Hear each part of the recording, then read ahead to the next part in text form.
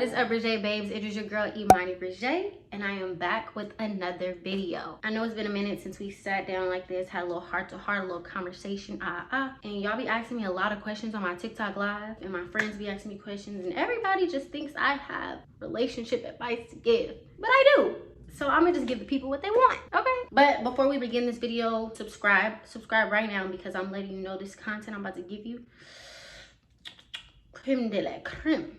This honestly started from one discovery, one conversation, and one question that I had. And at the discovery, I was reading the Bible and I ran downstairs to my dad and I was like, Dad, did you know in the beginning of the Bible, it literally tells you everything you need to know? Like the beginning, not Genesis, not none of that. Open that book up. And you know that part that we always skip over in the Bible? That we just like, okay, let me just get to the books. Yeah, that literally tells you everything you need to know. And he's like, yeah, if you as one person skipped over that for 25 years of your life, I can't even imagine how many other people have skipped over that. So that was a question. The conversation was a conversation that my dad and I were having because I had one question. Why do I always end up hurt the most and for the longest at the end of a relationship or situation?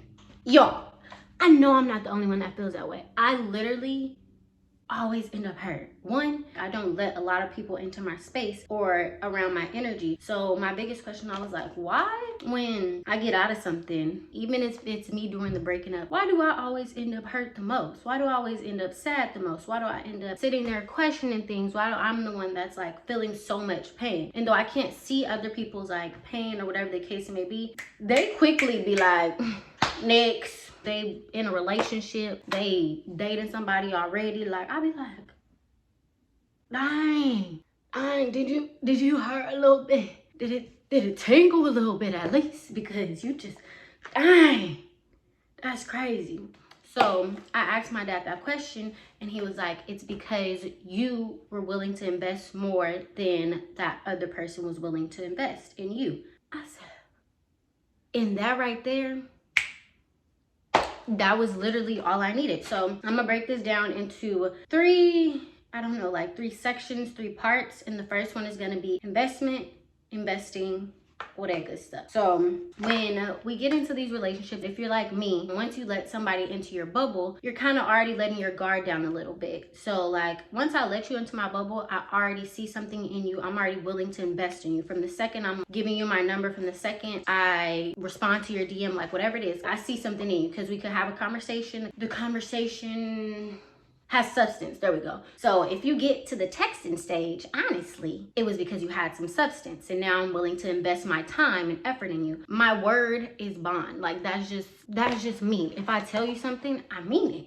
And that's just that. If I tell you I'm not talking to other people, I'm not talking to other people. If I tell you I care about you, I really do care about you. If I say I love you, I love you. Like I'm willing to invest different things in people that they aren't willing to reciprocate. Though in the beginning, they're like, oh yeah, I'm willing to do this, I'm willing to do that. Like I got you, baby boo, da da da da, all that stuff. Like yeah, you doing a lot of this. Me, I could say a few things here and there. I don't always say everything, but my actions gonna show you. But people do a lot of this and they don't do a lot of action. So when it's time for them to put in that work, they're like, oh wait, hold on. This is when I'm supposed to actually start backing up what I was talking about. And it's like, yeah. So if you are like me and you are willing to invest these things, you know already from jump, like, okay, we're texting, we're doing this. I'm already investing my energy. I'm already investing my time into this person. If you know that's how you are and that's the type of heart you have, then sit back for a second. In your next situation, next person you date, next person you give your energy to, your number to, or whatever, sit back. Because just like the Bible, like I said in the beginning of reading the Bible, it literally told me everything I need to know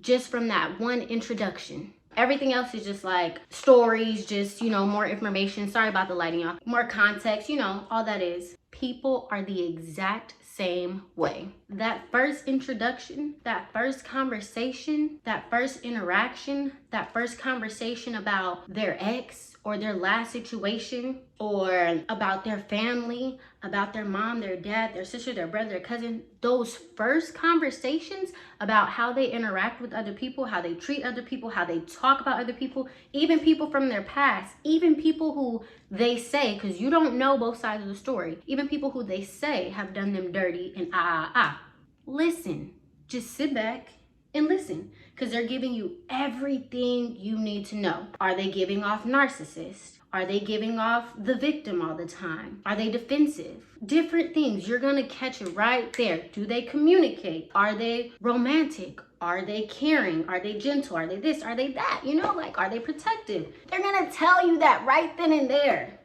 So sit back, pay attention to those things, and look to see what they are willing to invest in you. So you don't start your investment immediately. Don't do it, don't do it, don't do it. As much as you want to do it, don't do it. Don't change anything you got going on. If you constantly on the move, you barely look at your phone, barely look at your phone. You can respond here, you interested, respond here and there. You don't usually go out on Saturday and Sunday, don't go out on Saturday and Sunday. See if they will invest themselves, figure out what works best for you. Because what are they willing to invest in you? Are they willing to put in effort? Are they willing to put in time? Are they willing to put in money? I'm not saying drop a bag or whatever the case is, but are they willing to take you to a nicer restaurant? Are they willing to get you flowers? Are they willing to do all these things that you know you would do? If they're not willing to reciprocate what you know you already throwing down, you already know right there. Bingo. What's it? Bing bong. It's there, baby. So, I just saved you some time. Number 2. This came from a podcast that I was listening to. They was preaching to me, shouting. But the second one is romantic idolization. Stop idolizing people. That's one of my pet peeves. It's something I've always said, and people be like, what do you mean? I'm like, people just like the idea of me. They don't actually like me. People like what they see on my social media, what they see on my Instagram, what they see on my TikTok, what they see on my lives, but they don't know or want me 24/7, Imani Berger. And that's because you see this image, you see this beautiful girl. I think I'm cute. You see this beautiful girl, you see that she's got talent, she's got heart, she's loving. I exude this sort of love from what I've been told. I exude this type of love, this energy, whatever the case is. And you want that. You're like, oh my goodness, I love that. But that's not who I am 24/7. And that's why I say people only like the idea of me, because I have my own traumas. I have new traumas. I have old traumas. I have things that I've healed from. I have things that I will simply not deal with. I live life. I go through things. I deal with situations differently. Sometimes I may fall short somewhere. Sometimes I may be strong in this area. Like, I may be strong in this area, and this one little area down here, I'm not that strong in, or whatever the case may be. So that's what I personally always said. Like, I've always been idealized, and that's why I don't like it. But I also idealize people. The second they show me a little rare, the second you show me a little spice, the second you sit there and be like, this is just hypothetical, like my last relationship, say we never went out to eat, he ain't taking me out to eat, new relationship, you taking me out to eat all the time, you feeding me, you opening the doors for me, like you doing all this and that. Now I'm like, wow, yes, honey, we are getting married. Get the dress, baby, get it. Friends, bridesmaids, we need to go get you size. We need to go check everything out. I'm ready.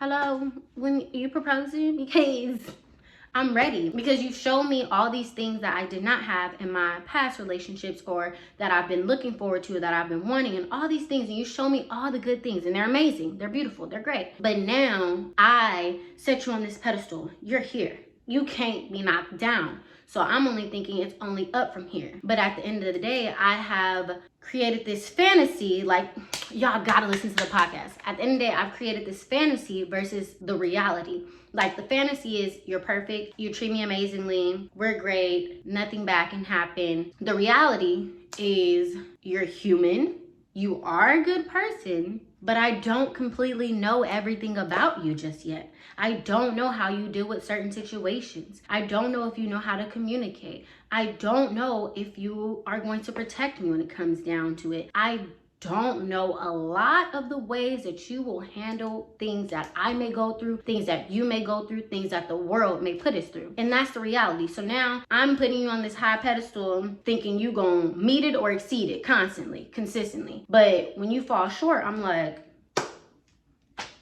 hey, you didn't know how to communicate. Because I put it past my head because I had this idea of you. I started to idealize you. And I didn't notice that you were doing these different things that showed me if I would have just looked before I invested, I would have known. Yes, you are a good person. You do these good things, but you don't know how to communicate. You have anger issues. You treat your mom bad. You treat your brothers bad. You do this and that. You got a addiction problem. You all this stuff.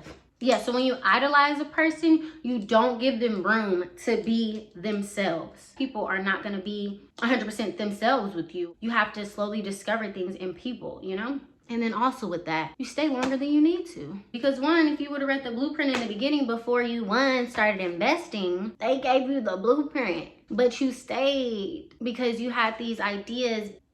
That fantasy, you was holding on to that fantasy, child, so you end up staying longer than you need to. So all in all with that, allow people to show up. Allow people to show up as their whole and complete selves. And I know sometimes it's hard, like, to really figure out a person. You have to go through different situations and different things. Sometimes they don't show you right in the beginning who they really are. And if you're not in tune with yourself, and in tune with like people's energy and all that other stuff, like you could tell somebody lying. If you're not in tune with that, you have to allow people to show up. So yes, they're doing all these good and amazing things.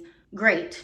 Don't do no extra praise and no extra, woo, yeah, don't start the wedding yet, okay? Just take that. Great. These are great qualities that they have. But how do they show up when it's time to deal with real life situations? The very, very, very last one is self-love. I know people be like, oh my God, self-love, self-care, self-this, self-that. Oh, it's so cliche. no, it's not. And if you think it's cliche, I understand. But at the end of the day, you can't find love nowhere else if you don't have it within yourself.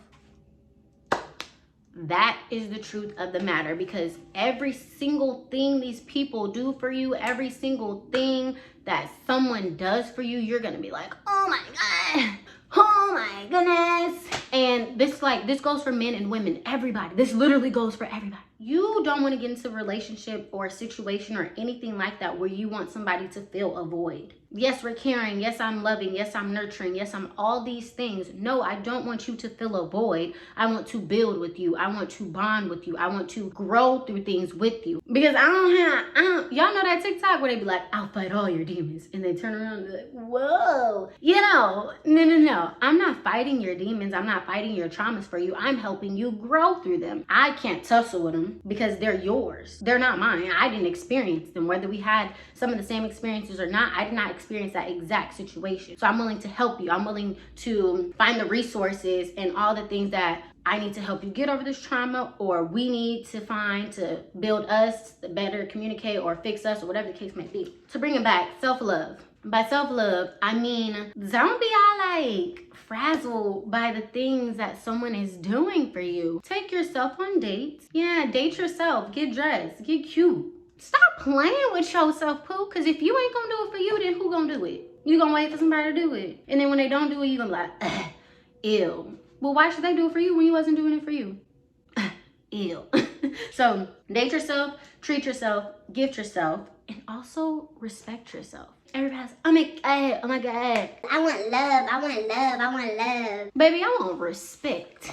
Because respect is what's going to keep you honest. Respect is what's going to not have you talking to other people. Respect is what's going to stop you from cheating. Yes, we want love, we want this, we want that. But love is a feeling. Love is an emotion. But the respect is what's going to keep that relationship going. The respect is what's going to have them respecting you, because they look at how you hold yourself and how you carry yourself. And they're like, yeah, can't do it. Can't do it at all. Or if I do it, yeah, let me prepare to just go on here, pack my bags, get up out of here. And that's the truth of the matter. Like, when you go through these different things, you get out of these situationships, and also situationships.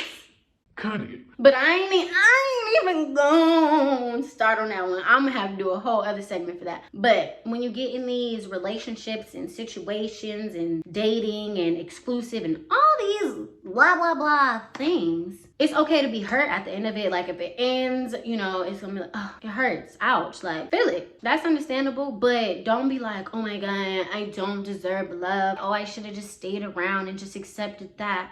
No, you're sad because it hurt. Yeah, I understand. And you're sad because you were willing to invest more in that person than they were in you. You're sad because you seen something in them that you wanted to invest, but unfortunately they were unable to see the good in you. So they weren't willing to invest. At the end of the day, you have to know your worth. You have to be able to pick yourself back up. I'm not saying don't hurt, don't do this, don't do that. Don't be sad like, dang, I really thought that one was gonna work out. Like I thought we had it in the bag. That's fine. You can be like, dang, cry a little bit if you want to drop a little tear or something, drop a little tear, but then, back to it. It's not gonna change anything in your play because you're still going on dates with yourself. You're still getting gifts from yourself. You're still doing all this stuff for yourself that you're not really missing nothing no more. You're missing a human, yes, but go hang out with your friend because you deserve better. But yeah, so to wrap this up, that is why I've named this Love in Increments, because you have to not just be willing to throw yourself into love or into a relationship or into a situation or into dating. Don't just throw yourself into it. Cautiously walk into the process. Don't just be like, all right, I'm in here. I'm giving you everything, giving you the best that I got. Don't be like, all right, I'm in here, y'all. I'm giving you everything I got. This is all my love. These are all my secrets. This is all my me. This is all who I am. This is that. Increments, baby. Drop them little things here and there. I'm gonna close this out with a quote. I am strong enough to wait for the love that deserves me. I'm gonna say it again. I am strong enough to wait for the love that deserves me.